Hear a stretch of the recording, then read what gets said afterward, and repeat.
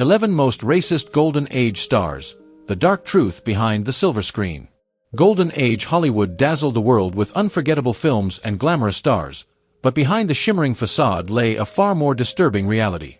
Beneath the surface of cinematic magic were racial attitudes so deeply rooted, they didn't just reflect American society, they helped shape it.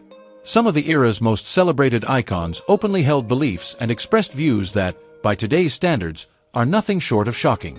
Their racism wasn't just personal, it was systemic, influencing casting choices, character portrayals, and determining which stories were even allowed to be told. What makes this truth even more unsettling is how these attitudes were woven into the fabric of Hollywood itself. The industry didn't just mirror the racism of its time, it amplified it, spreading harmful stereotypes and exclusionary norms to audiences around the world through the power of the big screen. And while we still admire the artistry of these stars, we must also reckon with the role they played in upholding a legacy of inequality that still echoes through entertainment today. But this story goes deeper than simple labels. Some of these stars were walking contradictions, publicly promoting racist views while privately donating to civil rights causes or forming close relationships with black performers they wouldn't dare acknowledge in public. Others evolved over time, shifting from ignorance to advocacy as America and Hollywood were forced to confront their ugly truths. Even more complex were the experiences of black performers during this era. Some made the painful choice to work with racist colleagues, not out of agreement, but survival. Strategic cooperation was sometimes the only way to push for better roles, more visibility, and incremental change in an industry that wasn't built to include them. Uncovering the racism of Hollywood's golden age isn't just about naming villains. It's about understanding how fame, power, and prejudice collided to shape both the movies we watched and the culture we inherited. So who were the 11 stars whose racial views left a lasting mark on cinema history? And how did their beliefs influence everything from the roles they played to the stories Hollywood dared, or refused, to tell? Let's peel back the curtain and examine the complicated, often disturbing legacy of racism in Hollywood's most celebrated era. John Wayne, the all-American hero with a darker legacy. For generations, John Wayne stood tall as the ultimate symbol of rugged American heroism. But behind the cowboy hat and steely gaze was a man whose openly racist views have cast a long, unsettling shadow over his legacy. While many stars of his era hid their prejudice behind closed doors, Wayne was shockingly unapologetic, voicing his beliefs in ways that still disturb readers to this day. In a now infamous 1971 Playboy interview, Wayne didn't mince words.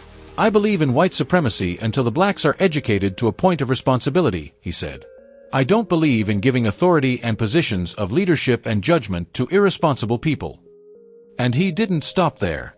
Speaking about Native Americans, he added, "I don't feel we did wrong in taking this great country away from them. The Indians were selfishly trying to keep it for themselves." These weren't just idle words. Wayne's worldview deeply shaped his film choices. As both actor and producer, he consistently pushed narratives that glorified white conquest and demonized non-white characters, especially in westerns, where Native Americans were often portrayed as brutal obstacles to progress. He wielded his power in Hollywood to tell stories that upheld white heroism and silenced indigenous voices. But Wayne's influence didn't end with the silver screen. As a founding member and president of the Motion Picture Alliance for the Preservation of American Ideals, he worked to keep Hollywood aligned with a narrow, white-centric vision of America. Though the group claimed to be anti-communist, it often acted as a gatekeeper, resisting racial integration and diversity in the film industry. What makes this all the more troubling is how Wayne's legacy has been carefully polished over time.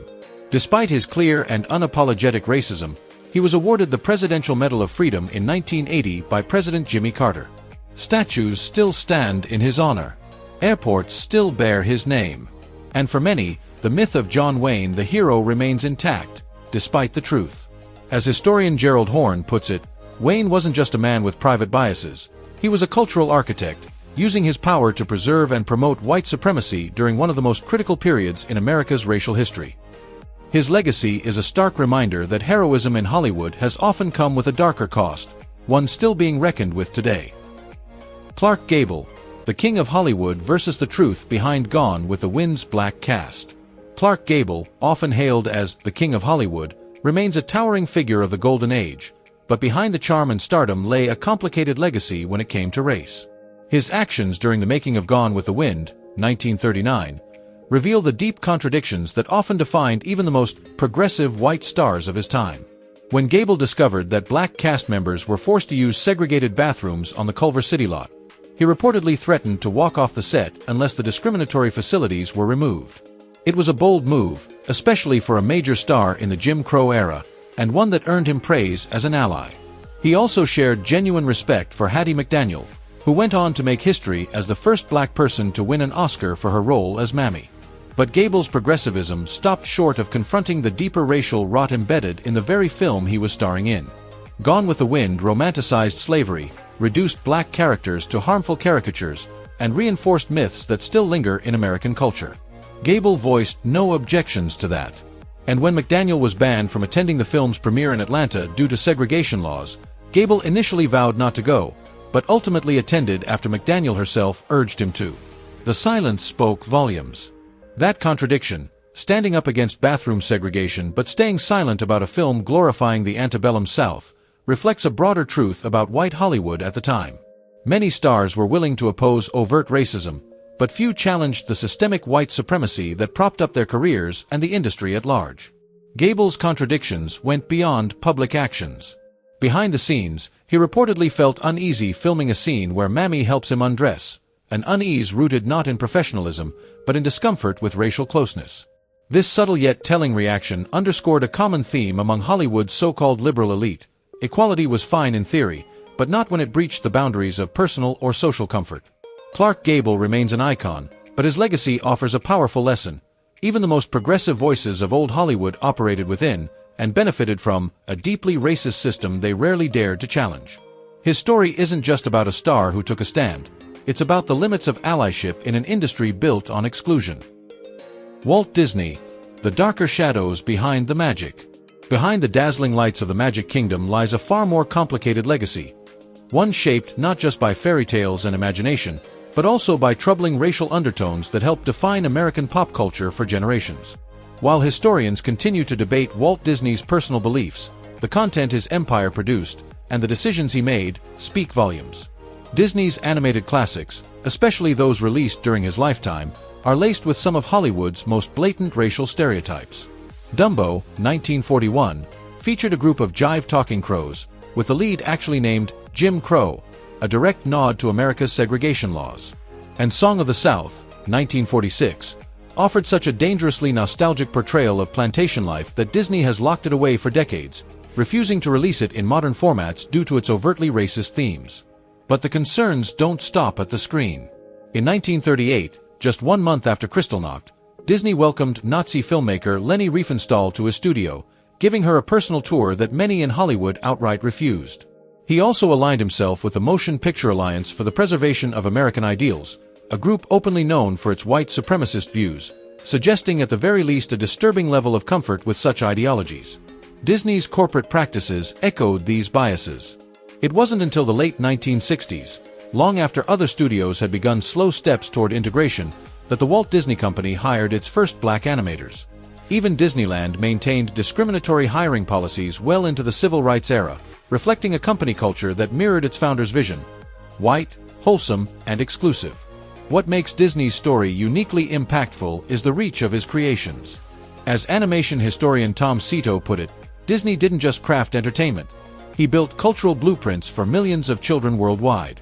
And when those blueprints excluded people of color or portrayed them through harmful stereotypes, they shaped generations with a skewed and dangerous sense of normalcy.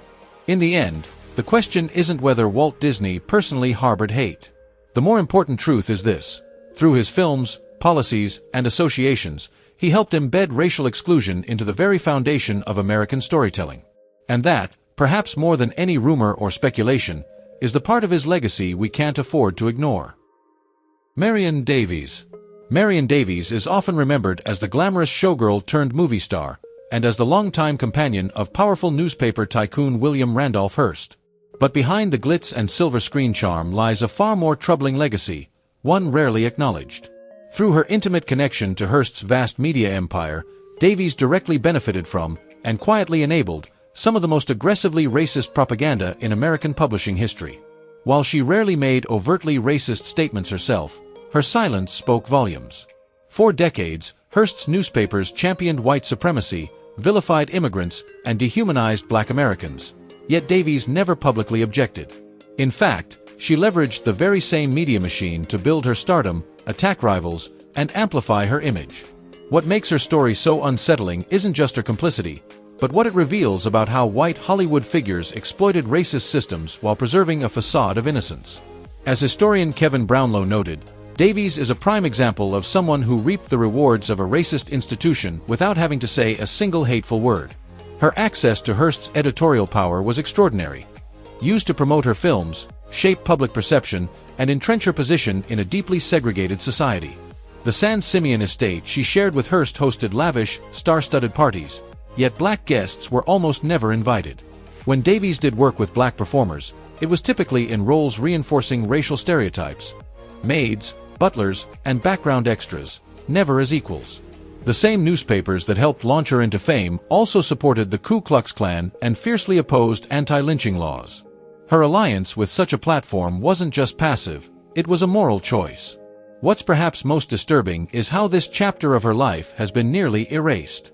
Recent portrayals, like Amanda Seyfried's sympathetic take in Mank, 2020, focus on the sexism Davies endured, but ignore the racial harm she enabled.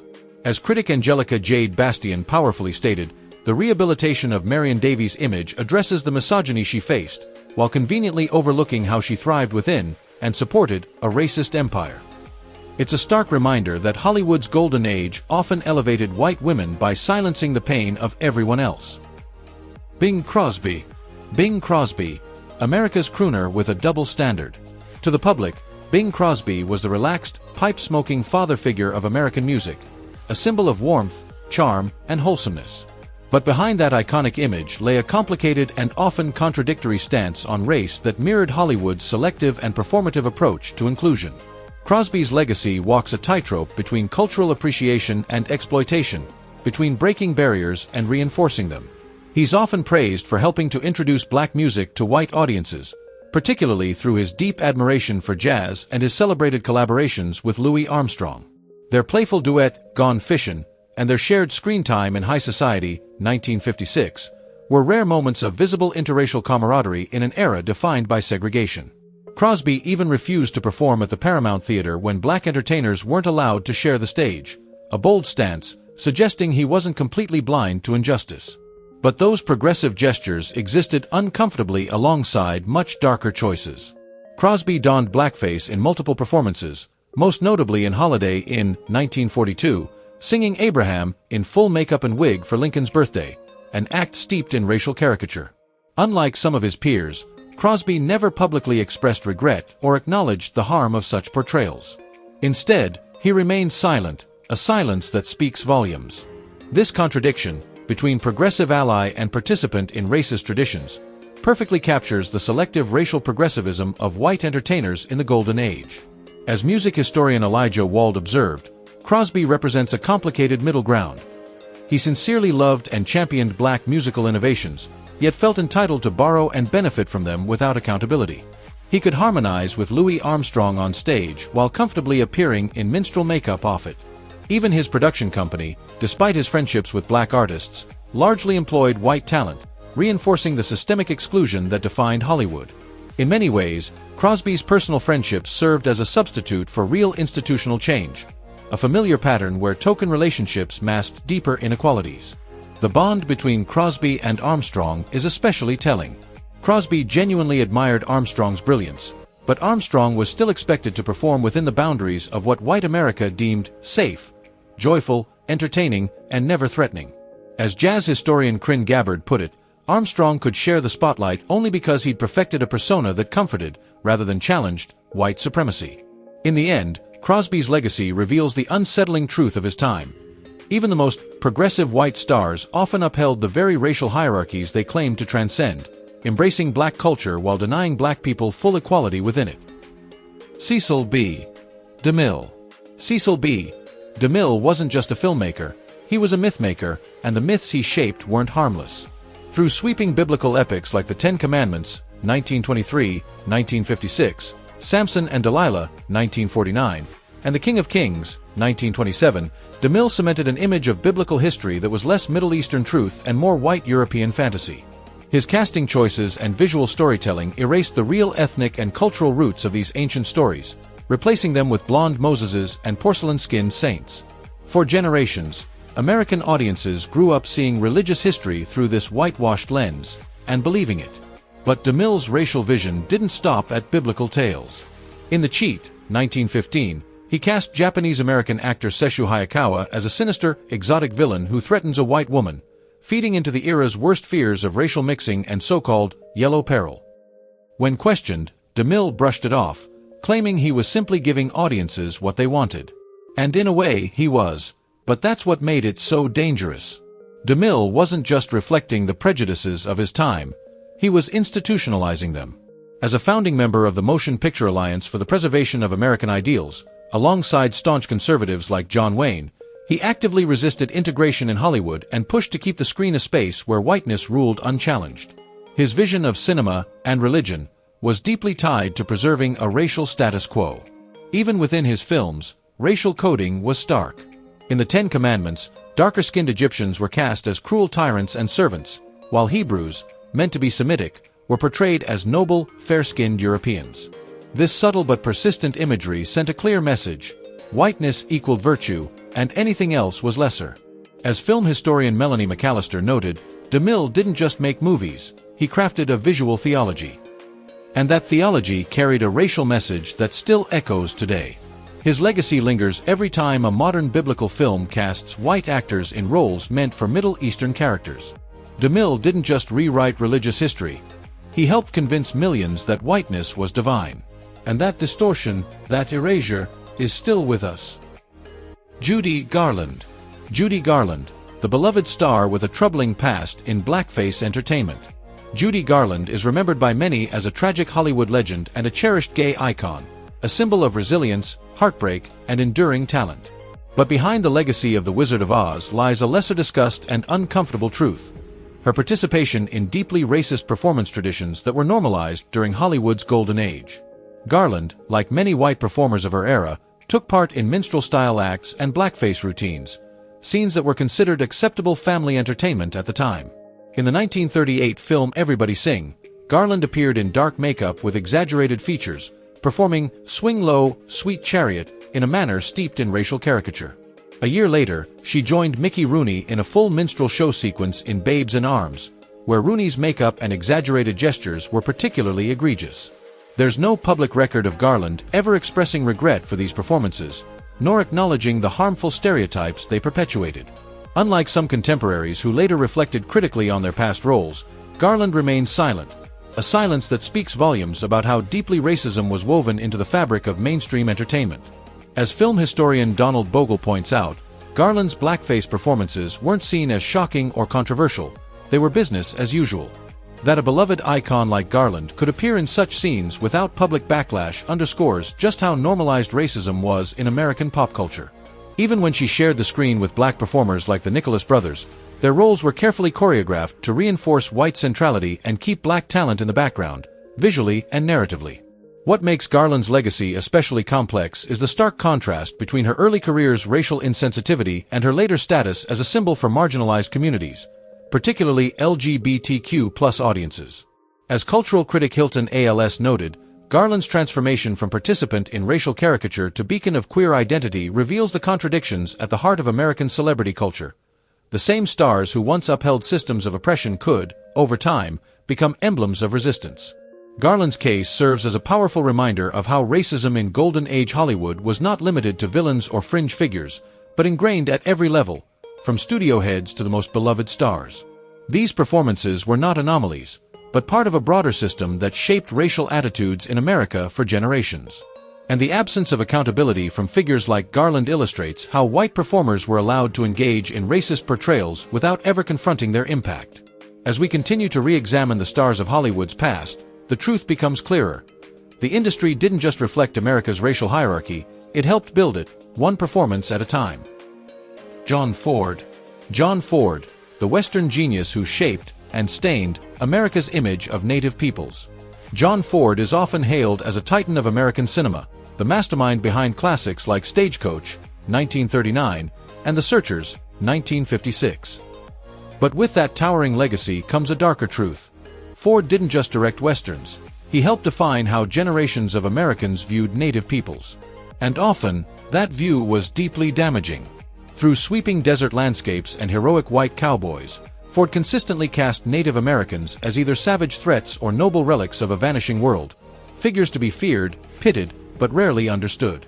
In Stagecoach, the Apache are little more than faceless killers, storming across the plains in pursuit of innocent white travelers. Even when Ford's depictions turned more sympathetic, Native characters existed mainly to reflect or elevate the white protagonists, not to be complex humans in their own right. It's a troubling pattern, made all the more significant because of Ford's immense influence. He didn't just make movies, he shaped an entire genre, setting the blueprint for how Hollywood would portray Native Americans for decades. What's particularly striking is Ford's awareness of his own contradictions. In his later years, he made Cheyenne Autumn, 1964, a film intended to honor Native voices. But even that well-meaning project faltered under old habits. White actors like Ricardo Montalban and Gilbert Roland were cast as Native leads, once again sidelining real indigenous performers. Behind the scenes, Ford had a long-standing relationship with the Navajo Nation. He filmed on their land, hired tribal members as extras, and was even considered a friend by some. But those personal ties didn't stop him from telling stories that reduced Native cultures to tragic symbols or violent threats. As film historian Scott Ian noted, Ford's treatment of Native Americans reflects the contradictions of his era's racial attitudes. He could respect Native individuals while still producing films that perpetuated systemic prejudice. This kind of selective empathy, seeing the person but erasing the people, mirrored a broader pattern in white America's approach to race during the 20th century. Even in The Searchers, one of Ford's most celebrated films, there's a hint that he was beginning to question the very racism he once helped glorify. John Wayne's Ethan Edwards is a hero poisoned by hate, a man whose journey can be read as a critique of the white supremacist ideals embedded in the Western myth. John Ford's legacy is a complex one. He built the cinematic language of the American West, but also baked in the stereotypes that continue to haunt Native communities today. His films are masterful. They are iconic. But they are also a mirror of a country that too often romanticized its conquest and silenced the voices of those it conquered. Shirley Temple. Shirley Temple, America's sweetheart and the shadows of racial inequality. Shirley Temple was the golden girl of 1930s Hollywood, America's sweetheart, the symbol of innocence during the Great Depression. But behind the dimples and curls lies a deeper, more troubling truth about how Hollywood used her image to soften and normalize racial inequality. Though just a child following adult direction, Temple's films often paired her with black performers in roles shaped by rigid stereotypes, revealing the industry's deep-seated racial biases. One of her most iconic scenes was the stair dance with Bill "Bojangles" Robinson in The Little Colonel, 1935, often celebrated as a historic moment for its depiction of interracial harmony. But beneath the surface, even this groundbreaking moment preserved strict racial boundaries. Robinson, despite his talent and charisma, was always cast as a servant, and the dynamic between him and Temple, though warm on screen, subtly reinforced white dominance. Perhaps the most unsettling aspect of Temple's legacy is how her childlike innocence was used as a tool to make racial inequality appear gentle, harmless, even sweet. In The Littlest Rebel, 1935, she glides through a world where black servants are depicted as happy, childlike, and devoted to white families. And in Dimples, 1936, she performs in blackface during a minstrel show, a scene that starkly illustrates how deeply racism was woven into family entertainment.